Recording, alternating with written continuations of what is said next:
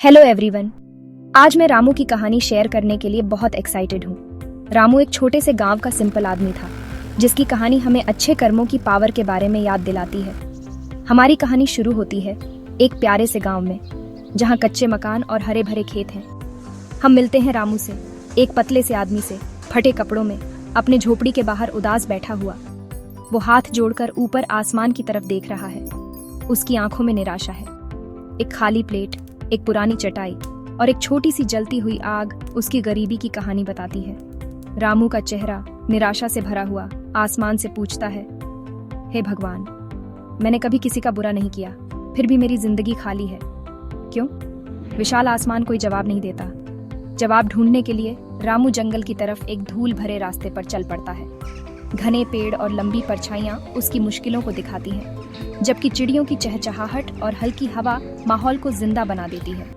जंगल के बीच में एक बड़े से पेड़ के नीचे एक शांत ऋषि ध्यान में बैठे हैं। केसरिया कपड़ों में, लकड़ी की लाठी और एक प्यारी सी मुस्कान के साथ ऋषि ज्ञान से चमक रहे हैं। रामू भावुक होकर अपनी परेशानी ऋषि को बताता है।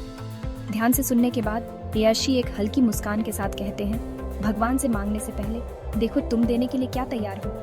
रामू कंफ्यूज होकर जवाब देता है, मैं गरीब हूँ, मेरे पास देने के लिए कुछ नहीं है। ऋषि हंसते हैं और कहते हैं, सबके पास देने के लिए कुछ न कुछ होता है, प्यार, दया, मदद करने वाला हाथ। रामू गहराई से सोचता है और याद करता है कि कैसे वो अपना थोड़ा सा खाना गांव के बच्चों के साथ शेयर करता था। एक फ्लैशबैक दिखाता है रामू बच्चों को खाना खिला रहा है।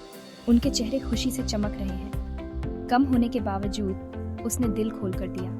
अपने गांव वापस आकर रामू का नजरिया बदल गया है। नए जोश के साथ वो सिर्फ अपने लिए नहीं बल्कि दूसरों के लिए भी काम करता है। वो एक बूढ़े आदमी को सड़क पार करने में मदद करता है और एक गरीब महिला को खाना देता है, दया दिखाता है। जल्द ही एक अमीर व्यापारी रामू की ईमानदारी और दयालुता के बारे में सुनता है। रामू के पास आकर व्यापारी कहता है, मुझे अपने बिजनेस में तुम्हारे जैसे ईमानदार आदमी की जरूरत है, क्या तुम मेरे साथ काम करोगे?